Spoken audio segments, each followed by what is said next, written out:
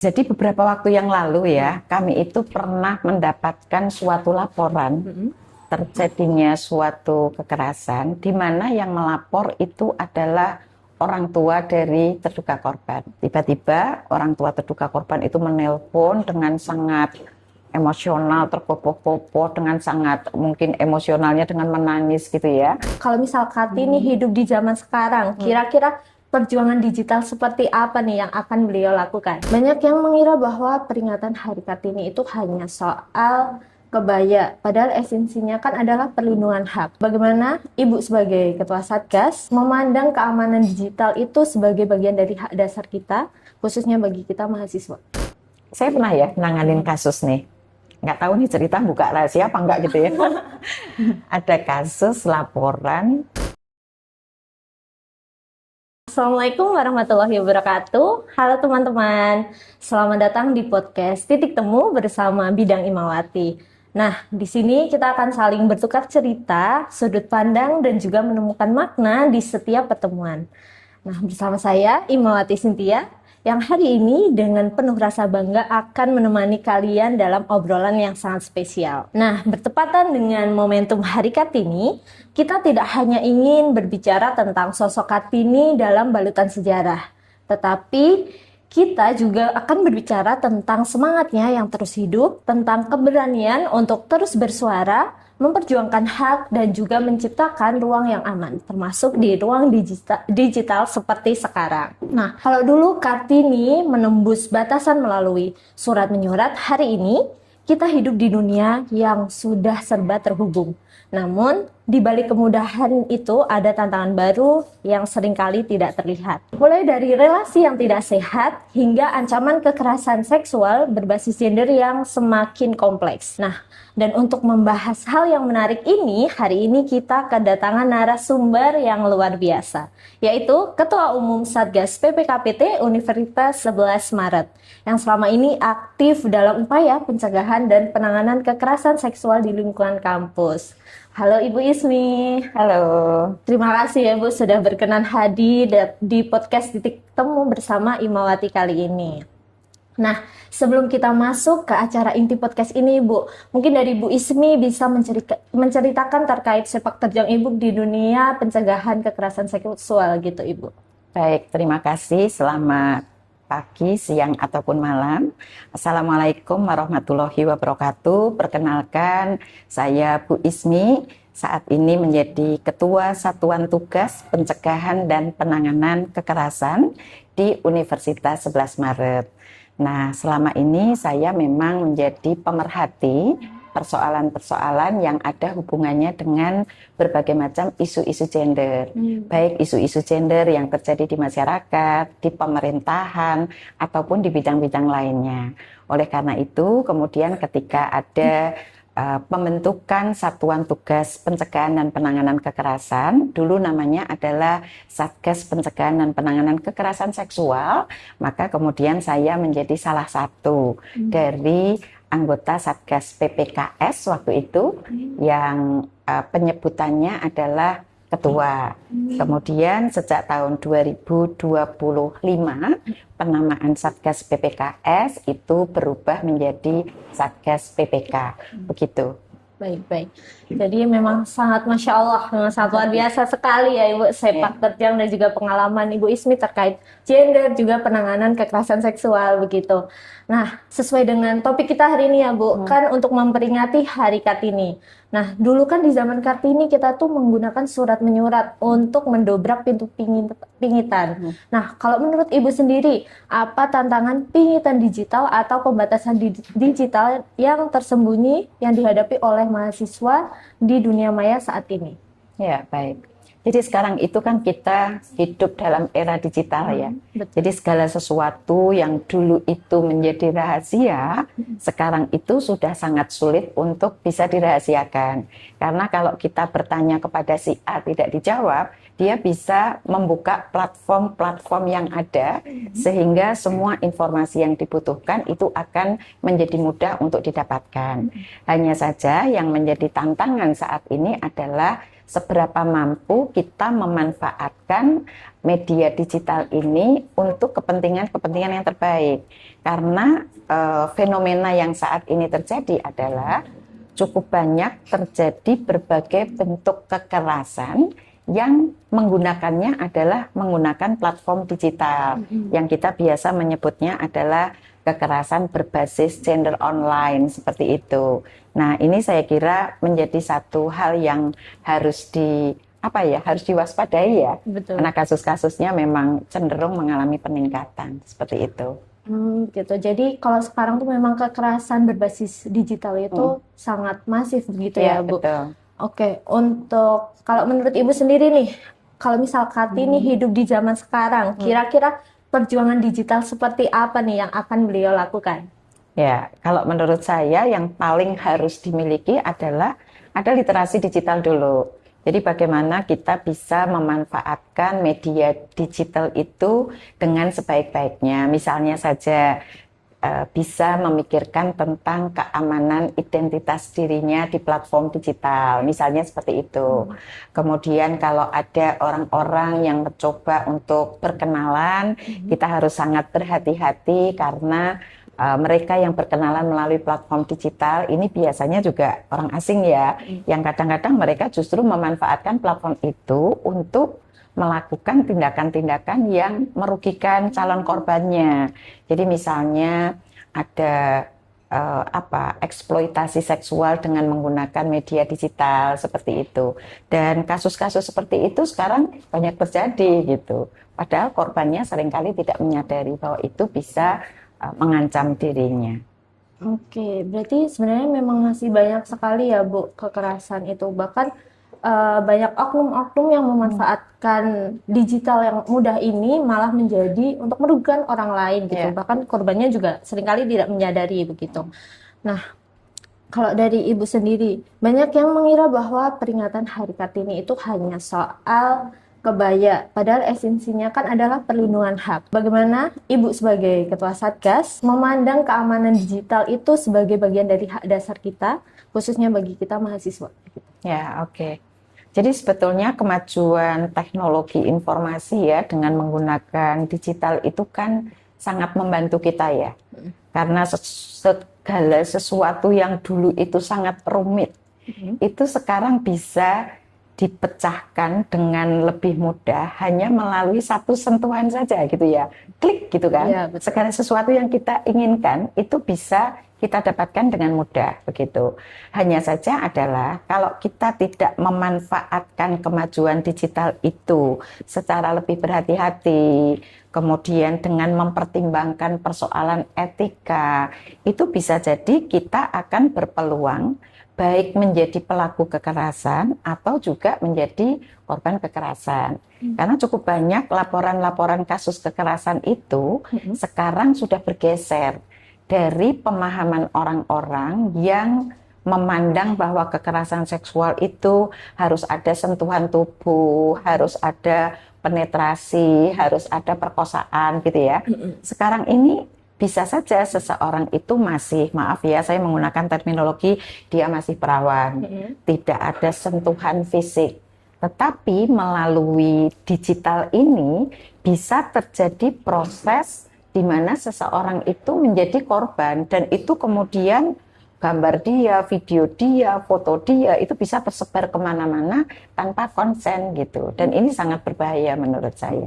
Oke, gitu. Berarti karena dengan adanya ruang digital yang memudahkan ini ya Bu, jadi malah makin beragam gitu ya kekerasannya. Betul. Bahkan tanpa bersentuhan pun juga kita bisa menjadi korban. Betul. Oh, jadi kalau untuk Ibu sendiri, apakah mahasiswa sudah cukup aware hari ini bagian dari tentang hak mereka begitu, tentang keamanan mereka di dunia tidak digital? Semua ya, karena kan kita mengenal adanya istilah digital grooming misalnya gitu ya. Betul. Kekerasan berbasis digital yang dilakukan dengan menggunakan media online. Itu kan awalnya diawali dengan baik-baik saja perkenalan, kemudian mencoba untuk membangun empati, simpati gitu ya, sehingga kemudian terbangun adanya trust. antara seseorang yang saling berkenalan tadi. Nah, begitu sudah ada trust, kemudian saling berbagi informasi, identitas diri, hal-hal yang sifatnya pribadi, kemudian diberi hadiah-hadiah yang seseorang kemudian secara emosi, secara sosial itu sudah terbangun social engagement. Nah, dari situlah kemudian proses di mana perkenalan yang awalnya itu biasa-biasa saja, kemudian digunakan untuk meminta data-data pribadi, data-data rahasia, data-data seksualitas gitu ya. Dan kadang-kadang data itu diberikan dengan kesadaran diri gitu. Tetapi kemudian pada titik tertentu justru gambar, video, data pribadi itu digunakan untuk memeras korban. Nah, dari situ berarti yang bersangkutan sudah mulai terjebak di dalam lingkaran perkenalan yang kurang menguntungkan karena di situ ada unsur eksploitasi. Oke, baik. Jadi memang sangat beragam sekali ya, Bu. Iya. Nah, tadi Ibu menyinggung terkait digital grooming gitu. Sebenarnya bisa Ibu jelaskan secara sederhana tentang apa itu digital grooming? Karena saya rasa masih banyak begitu Bu mahasiswa yang sebenarnya entah mengalami atau menjadi korban, tapi mereka tuh tidak sadar kalau mereka sedang menjadi korban. Gitu. Iya. Jadi beberapa waktu yang lalu ya, kami itu pernah mendapatkan suatu laporan terjadinya suatu kekerasan di mana yang melapor itu adalah orang tua dari terduga korban. Tiba-tiba orang tua terduga korban itu menelpon dengan sangat emosional, terpopo-popo, dengan sangat mungkin emosionalnya dengan menangis gitu ya, yang menceritakan bahwa anaknya itu menjadi korban kekerasan begitu. Nah, lantas saya mengajak berbicara dengan dari hati ke hati lah, bagaimana mekanisme itu terjadi dan sebagainya. Itu caranya adalah melalui perkenalan biasa tadi. Perkenalkan, kamu lagi ngapain, kamu siapa, gitu kan. Itu biasanya masih menggunakan media yang sifatnya publik. Nah, setelah sudah saling kenal, mereka mengajak untuk berpindah ke platform yang lebih private.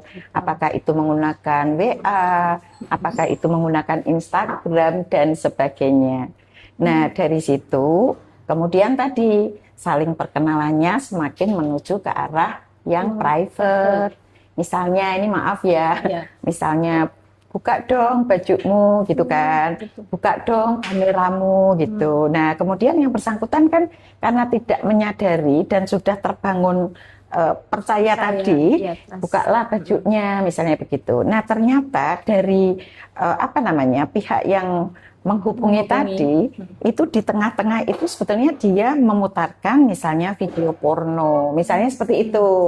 Nah, dia kan nggak sadar tuh, diarahkan ya, singkat cerita apa yang dilakukan oleh terduga korban tadi, itu divideokan juga oleh pelaku, dan begitu sudah dapat semuanya, tiba-tiba saja telepon ditutup, dan kemudian dia mengatakan, kamu telah melakukan pemaksaan kekerasan terhadap saya. Kamu akan laporkan atau kirim sejumlah uang kepada saya. Dan itu sekarang jadi tren loh.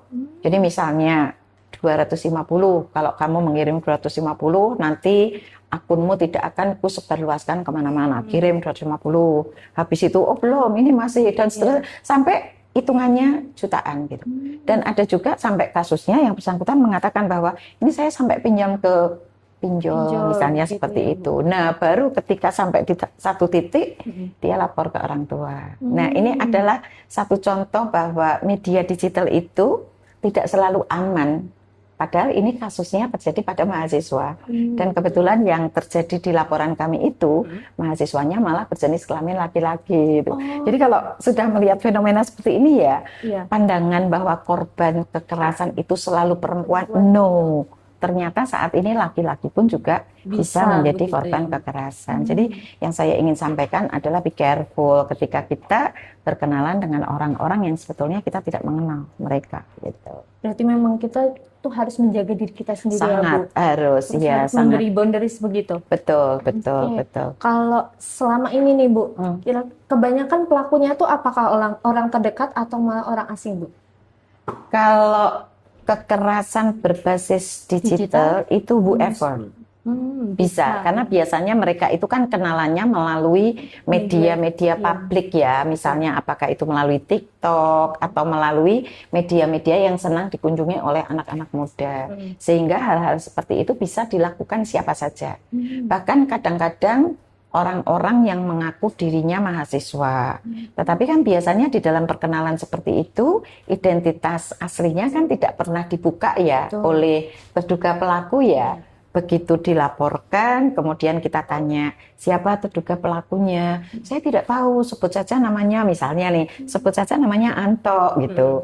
Nah, kalau itu dilaporkan ke Satgas, kita kan Anto siapa? Karena kita kan harus melakukan pencarian ya. Terus yang bersangkutan menyebutlah nama perguruan tinggi di luar UNS misalnya. Kita kan nggak bisa mencari. Nah, kamu tahu persis enggak, misalnya nomor mahasiswa, jawabnya nggak tahu. Dan memang betul pada umumnya pelaku itu ya memang menyembunyikan identitasnya. Karena apa? Tujuan utamanya memang untuk melakukan kekerasan berbasis digital gitu. Jadi memang tidak selalu bahwa pelaku kekerasan terutama yang berbasis digital itu adalah orang terdekat. Biasanya malah orang-orang yang memang kita tidak kenal sama sekali ya. Betul. Berarti untuk mensiasati itu, Bu, gimana caranya kita tuh agar terhindar atau kayak misal ada pelaku nih berusaha untuk mendekati atau mencuci otak, sepertinya terlalu mensiasati kita untuk melakukan hal itu. Gimana cara-cara yang Ibu bisa sarankan untuk kita nih? Ya, kalau menurut saya memang kita harus berhati-hati ya, karena pertama, ketika berkenalan dengan orang, berkenalan dengan teman sendiri saja kadang-kadang kita juga harus hati-hati ya. Nah, ketika kita berkenalan dengan orang melalui media digital gitu kan. Kita belum bertemu langsung. Nah, kita gitu belum bertemu langsung ya, itu baru berkenalan. Itu yang pertama, berarti kita harus menjaga privasi identitas kita. Jangan sampai identitas personal kita, apalagi alamat rumah, apalagi foto kita sedang berada di mana, itu sebaiknya kita privasi dulu, jangan kemudian kita sebarluaskan.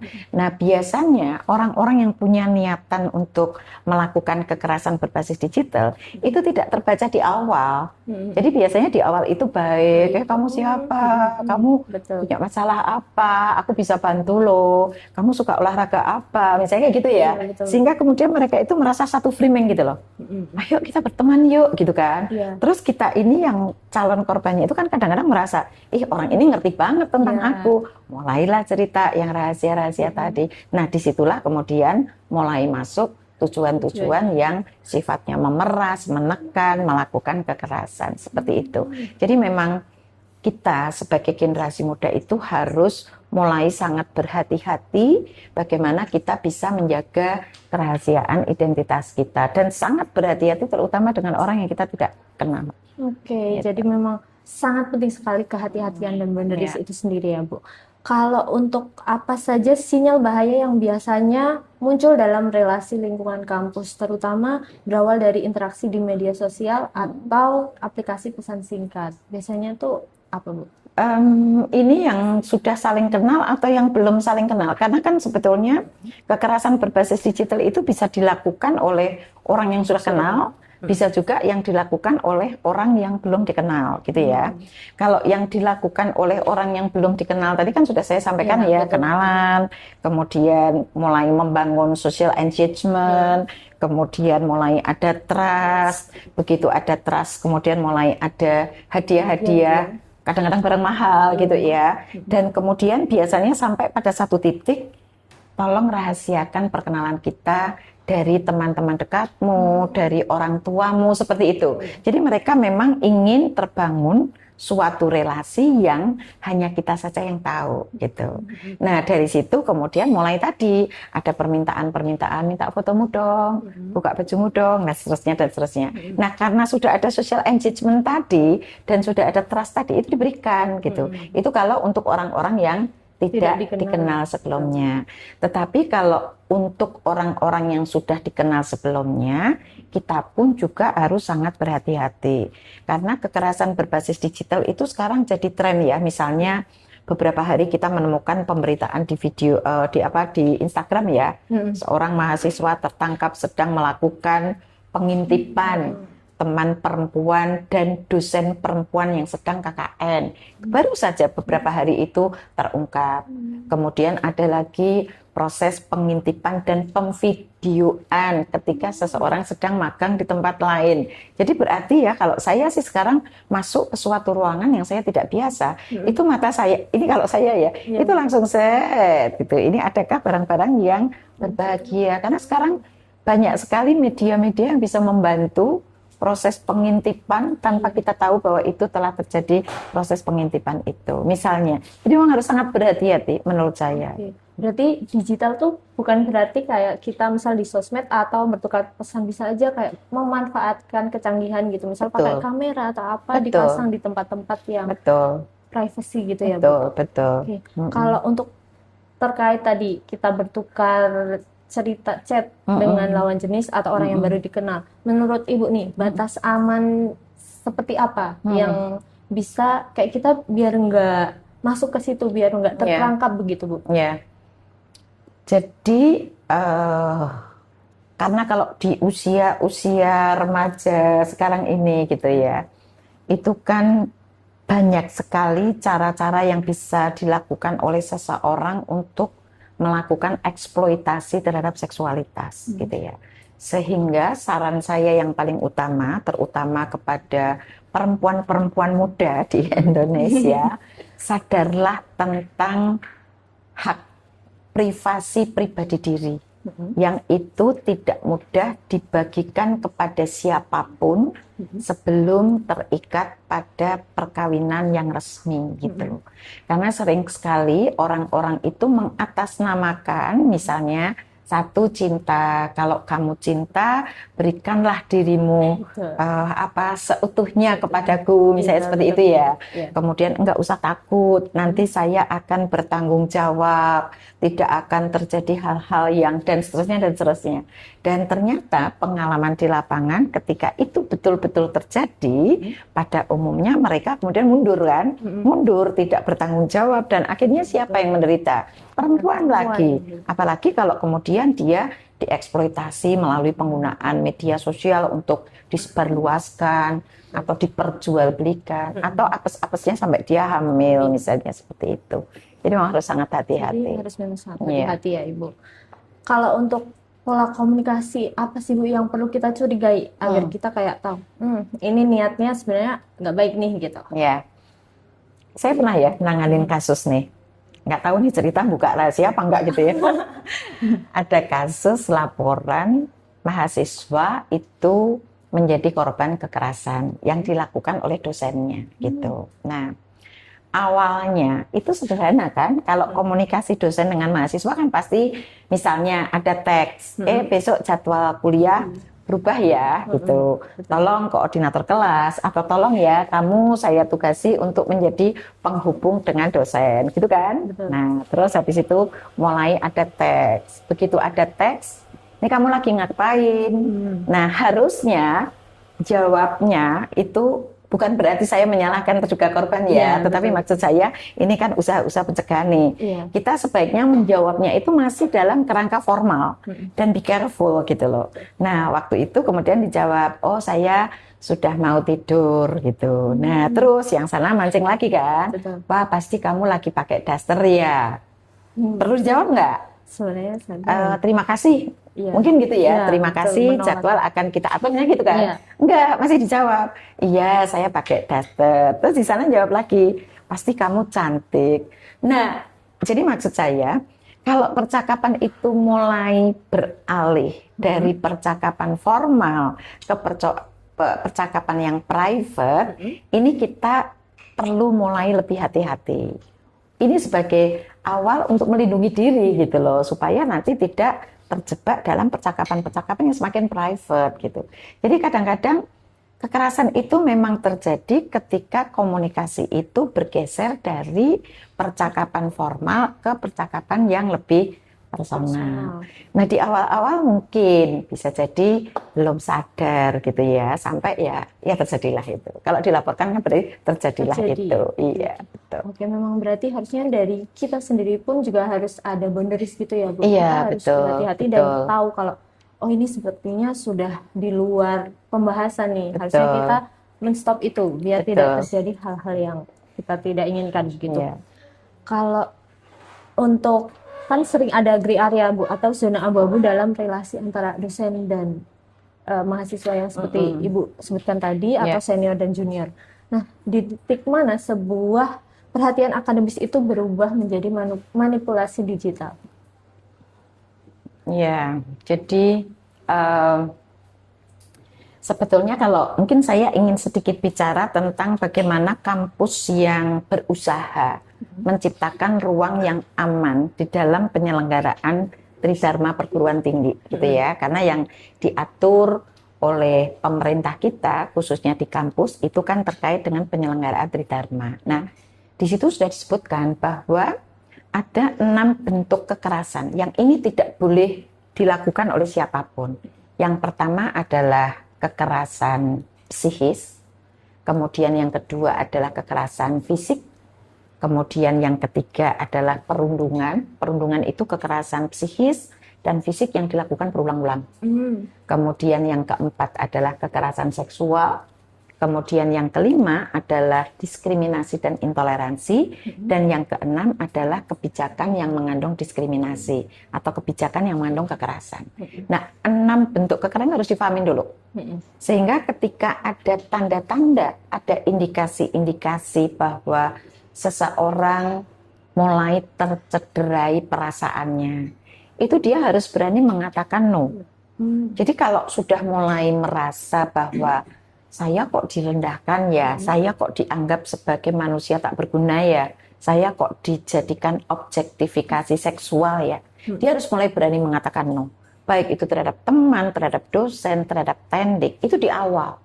Jadi jangan melakukan normalisasi kalau sekali menjadi korban kemudian kita diam.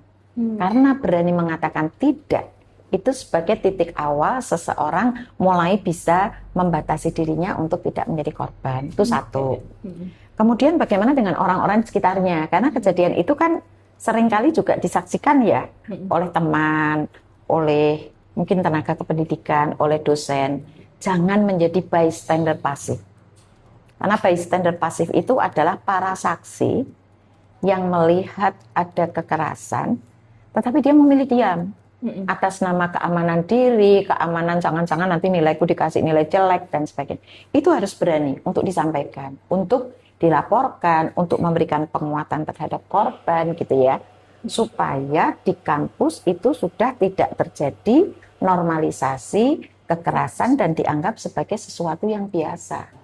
Karena kalau kesadaran kritis itu bisa dibangun, itu paling tidak setiap orang mau keluar malam, mau keluar di luar jam kerja dan sebagainya, orang tetap enjoy aja, enjoy, merasa safe dan sebagainya. Tetapi kalau itu tidak diciptakan, saya meyakini bahwa proses belajar mengajar itu tidak bisa berjalan dengan memberikan keamanan dan kenyamanan bagi warga kampus, seperti itu. Oke, baik. Berarti memang no itu bentuk dari kita menyelamatkan diri kita sendiri. Betul. Dan diam itu juga bentuk dari kita menormalisasi bentuk kekerasan seperti itu. Dan jadi kita mungkin kalau dilakukan survei ya, masih cukup banyak orang yang milih diam loh.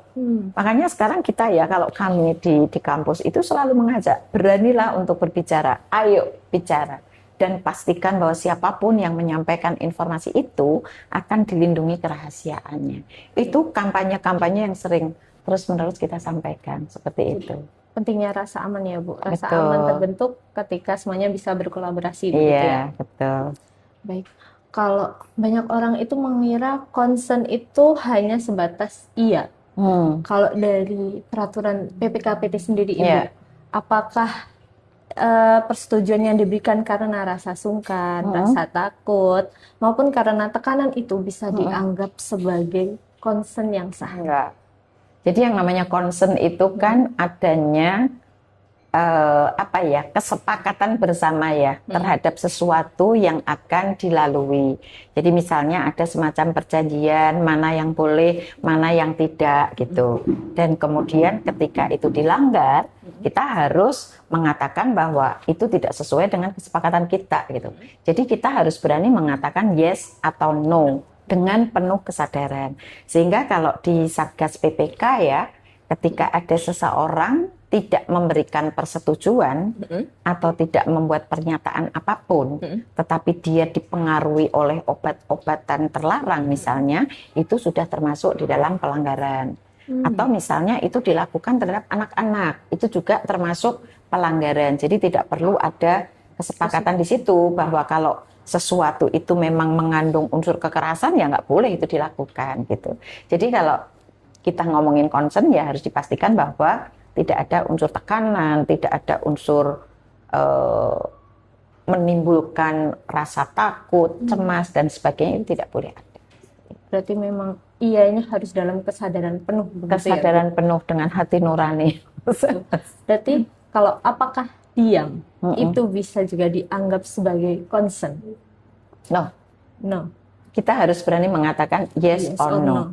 Okay. Jadi kita harus jangan terjebak pada budaya-budaya yang sudah terlanjur berkembang di kita ya. Betul. Kalau di Jawa itu kan kalau perempuan, maaf nih, diajak, kamu mau nggak sama saya misalnya gitu ya, diam gitu. Kalau orang zaman dulu bilang kalau diam itu ya. Iya, makanya itu. Sekarang nggak boleh. Jadi kalau memang ada sesuatu yang harus disepakati bersama, ya kita harus berani menyatakan bahwa saya bersepakat atau saya tidak bersepakat.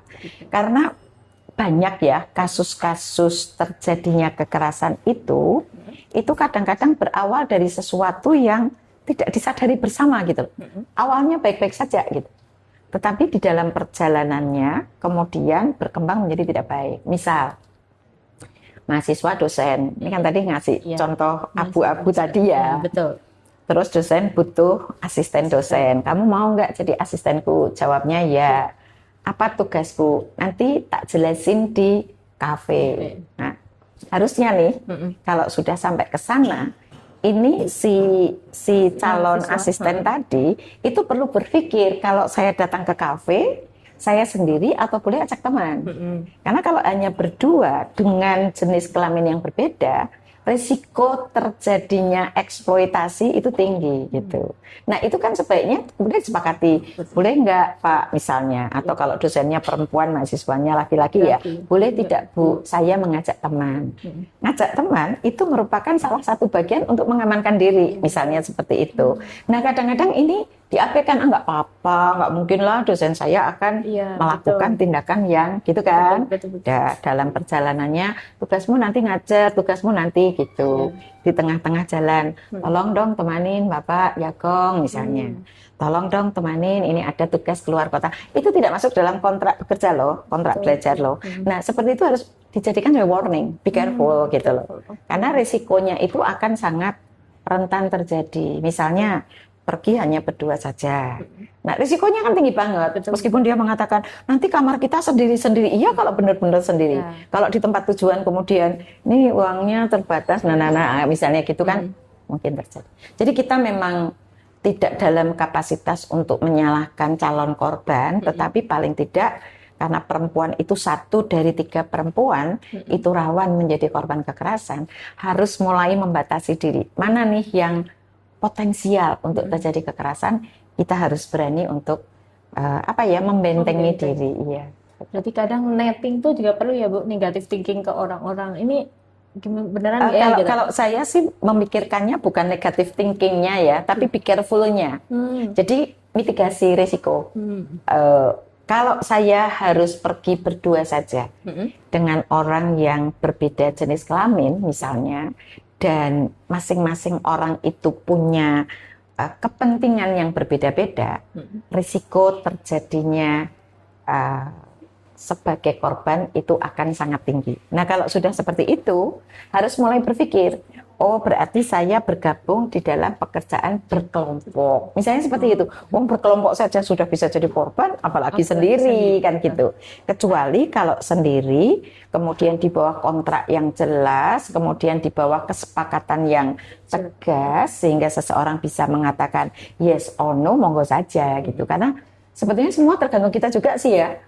Artinya memang tidak selalu pekerjaan itu harus dikerjakan oleh banyak orang juga, tetapi untuk membatasi risiko-risiko itu tetap harus dipikirkan begitu. Oke, jadi memang be careful tentang semuanya yang akan terjadi. Kita harus lebih visioner memikirkan kira-kira nanti akan seperti apa ya, Ya, harus betul. mana, begitu ya Bu. Betul. Nanti lalu bagaimana cara membedakan antara concern yang beneran mau atau concern yang karena terpaksa, Ibu? Concern beneran mau. Apa ya contohnya ya? Concern beneran mau dan concern terpaksa ya. Kadang kayak karena nggak enak atau takut gitu tadi, Bu. Ya, ya, makanya kalau saya menyampaikan itu, beranilah untuk mengatakan yes or no gitu. Jadi jangan mengiyakan sesuatu hanya karena kita merasa tidak enak terhadap komunitas gitu. Misalnya contoh ya, kami juga baru saja menangani kasus-kasus yang ada hubungannya dengan mahasiswa KKN misalnya. Kalau di UNS itu kan mahasiswa KKN itu ada sebelum mereka terjun itu ada materi-materi yang berkaitan dengan pencegahan dan penanganan kekerasan gitu. Ewotine gitu ya. Apa ewotine itu bahasa apa ya? Meskipun sudah ada be careful dan sebagainya, tetapi kan kasus-kasus di lapangan bisa saja seseorang akan menjadi korban kekerasan. Misalnya kalau yang sekarang marak terjadi, tetapi ini bukan di UNS ya, tadi memvideokan seseorang yang sedang mandi.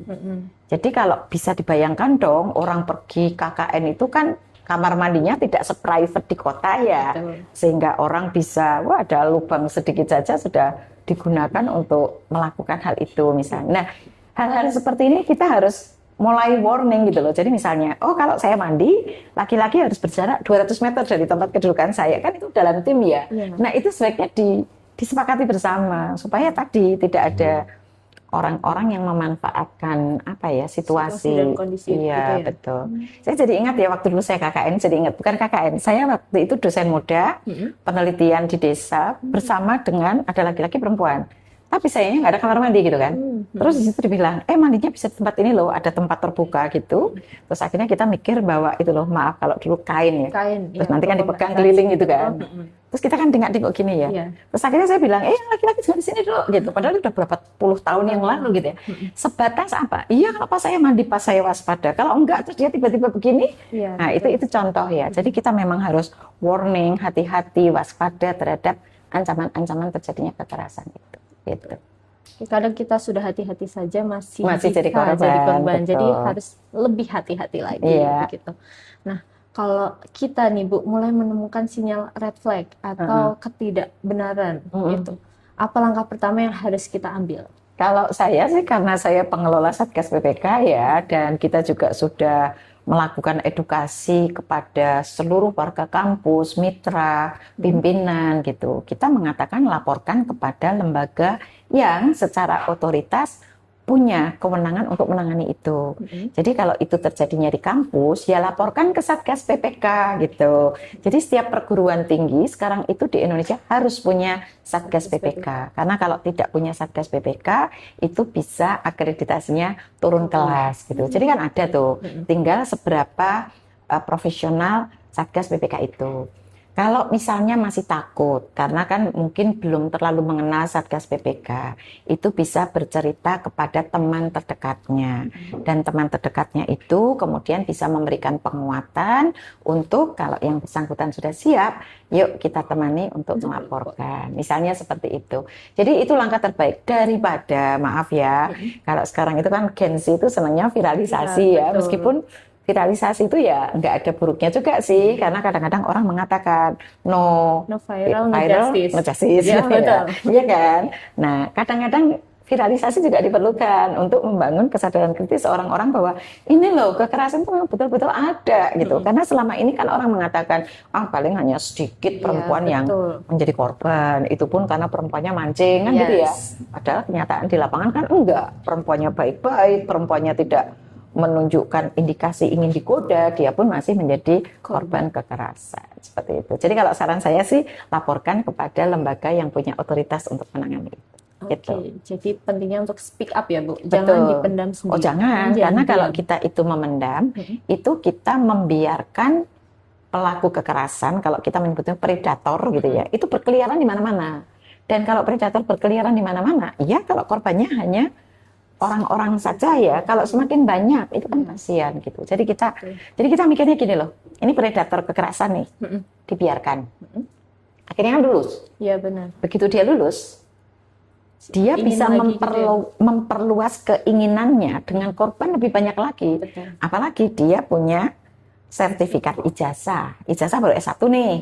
Nanti S2 tinggal dia pengen ngajar atau bekerja di suatu institusi.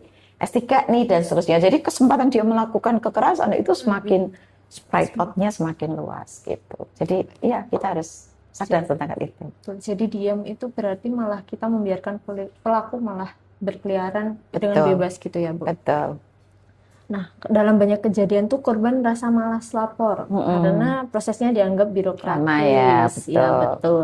Dari sana apa strategi khusus Ya. dari Satgas agar prosesnya tuh lebih ramah buat Gen Z yang pengennya tuh serba cepat gitu. Ya.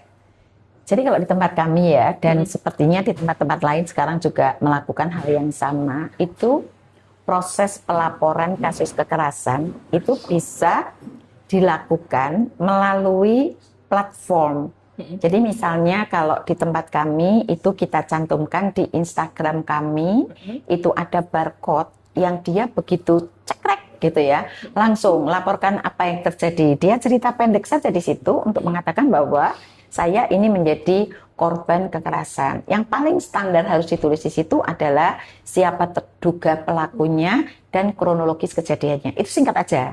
Nah, di situ juga harus dilampirkan nomor telepon yang bisa dihubungin atau email. Sudah, itu begitu masuk, krek.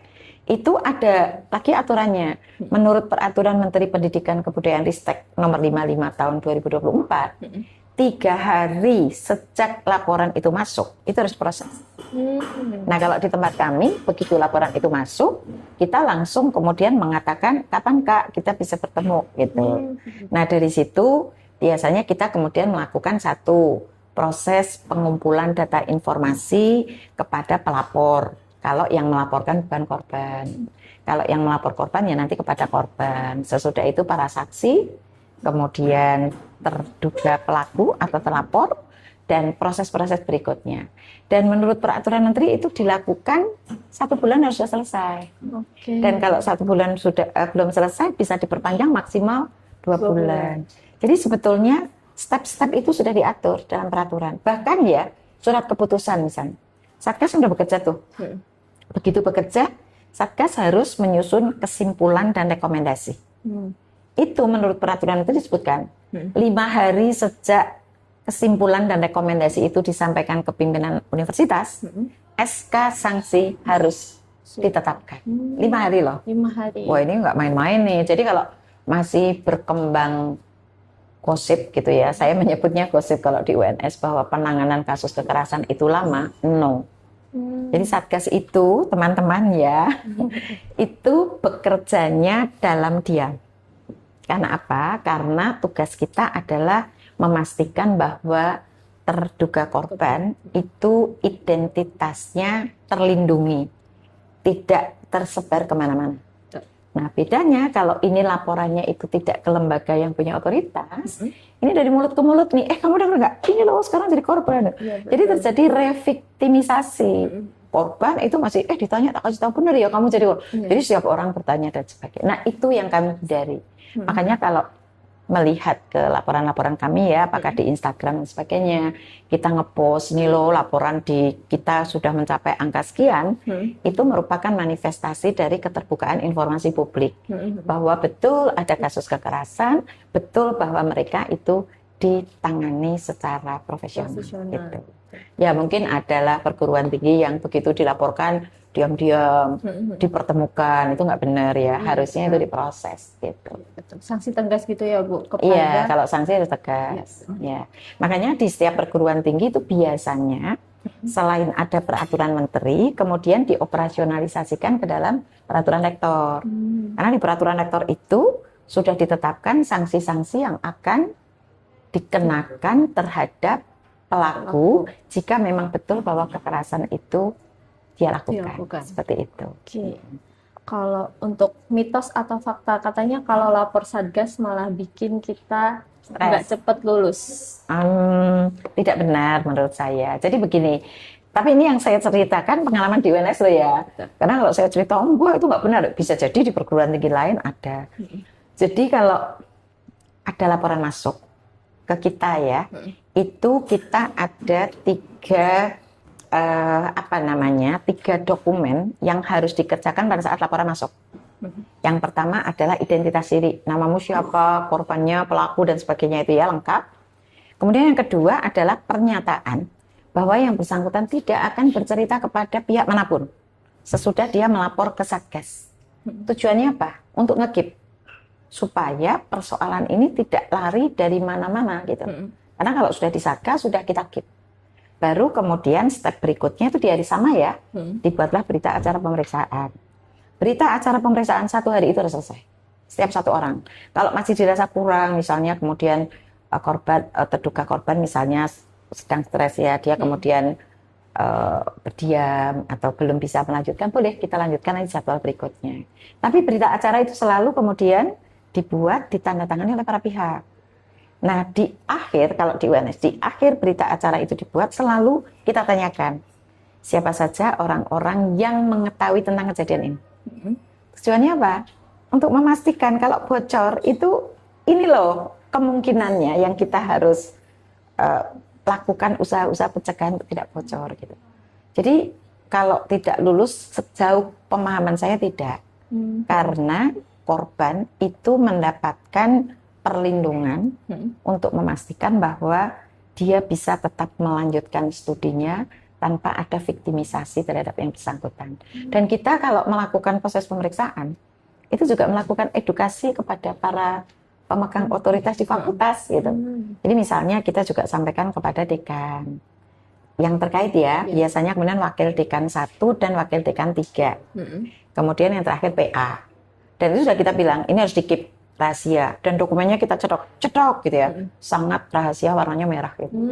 Jadi kalau itu sampai bocor ya berarti mereka yang harus diedukasi. Betul. Seperti itu. Jadi pastikan bahwa Satgas itu memang sebagai garda terdepan untuk pencegahan dan penanganan kekerasan. Gitu. Oke, jadi memang sebenarnya itu mitos ya Bu? Mitos, kalau menurut saya itu mitos, tidak benar. Jadi nanti harus dibuat ya itu ya, media edukasi. Ya, lapor ke Satgas selama gitu. Betul. Gitu kan? Betul. Karena kalau lapornya tidak ke Satgas, resiko bocornya tinggi banget. Misalnya saya beri contoh ya.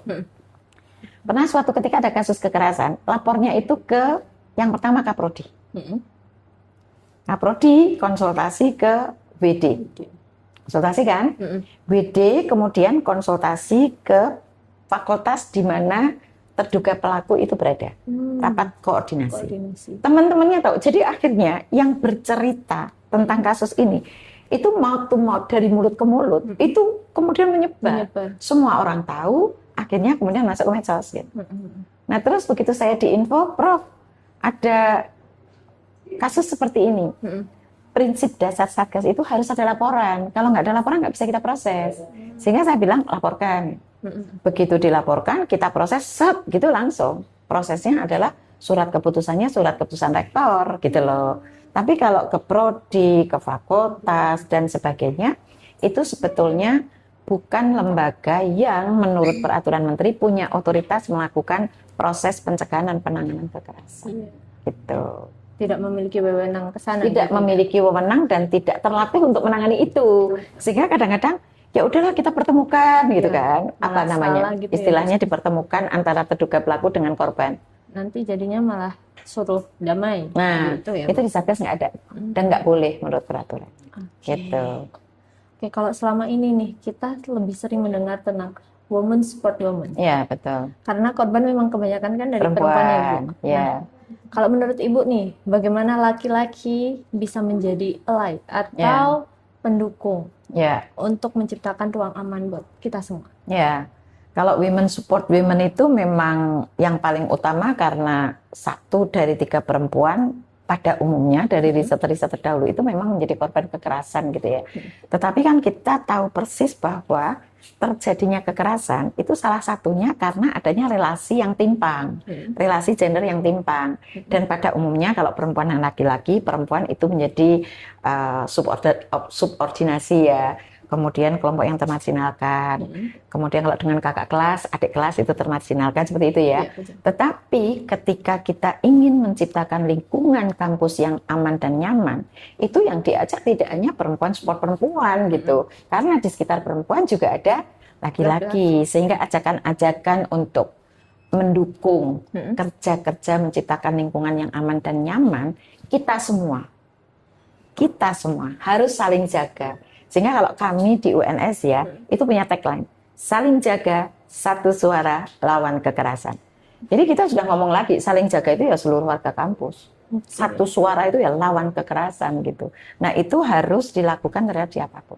Dan alhamdulillah di tempat kami ya, itu organisasi-organisasi kemahasiswaan semuanya itu support ke Satgas gitu. Bahkan mereka punya layanan namanya WeCare ya. WeCare itu layanan untuk memberikan pendampingan terhadap korban yang masih takut melapor gitu ya. Nanti kalau mereka sudah siap untuk melapor, kemudian difasilitasi untuk ke Satgas, ditangani. Nah ini kan menurut saya bagus banget ya, karena ini lembaga nih yang support terhadap para korban kekerasan seperti itu.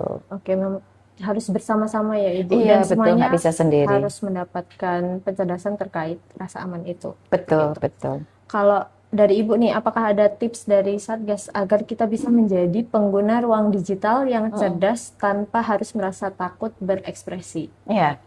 Jadi sebetulnya kita bisa memanfaatkan ruang digital itu seoptimal mungkin ya, sama halnya seperti saya dosen. Sebetulnya daripada saya kebanyakan ngomong nggak bermanfaat kan, ngomong di digital kemudian menjadi media pembelajaran gitu kan, bagus banget gitu ya. Nah yang paling penting harus dijaga adalah satu, etika memanfaatkan media digital. Kalau kita tahu, misalnya tutur kata, pola komunikasi, kemudian memasang konten-konten, di mana konten-konten itu memenuhi unsur-unsur dari 6 bentuk kekerasan, jangan lakukan gitu. Karena itu akan mencederai perasaan banyak orang. Ketika seseorang atau sekelompok orang merasa tidak nyaman dengan materi-materi itu sudah bisa menjadi bagian untuk dilaporkan sebagai pelaku kekerasan. Oleh karena itu, be careful, kenali tanda-tanda kekerasan dan jangan lakukan tindakan-tindakan yang bisa mengandung unsur kekerasan. Jadi etika berdigital itu harus dijunjung tinggi. Seperti itu. Juga sangat penting terkait pencerdasan etika digital untuk semuanya ya Bu, agar saling tahu gitu batas-batasnya. Iya, betul. Untuk apa nih pesan khusus Ibu untuk para Kartini muda di kampus yang mungkin saat ini sedang merasa tidak nyaman dengan sebuah relasi digital namun takut untuk bersuara? Ya, kalau pesan saya, jadilah perempuan yang kuat, jadilah perempuan yang mandiri, jadilah perempuan yang teredukasi, karena kalau kita itu teredukasi, kuat dan mandiri, insya Allah ancaman-ancaman yang ada hubungannya dengan kekerasan itu kita bisa mensikapinya dengan bijaksana. Dan kalau kemudian kita berisiko menjadi korban, jangan takut untuk menyuarakan apa yang kita rasakan. Insya Allah kita semua ada untuk memastikan bahwa ruang digital itu aman untuk semua. Oke, jadi memang kita harus mandiri dan teredukasi ya Bu, untuk bisa membedakan itu semua. Nah, sangat luar biasa sekali ya Ibu, dari perbincangan kita ini kita sadar bahwa semangat Kartini itu masih tetap ada, tetapi ia hanya berubah bentuk gitu.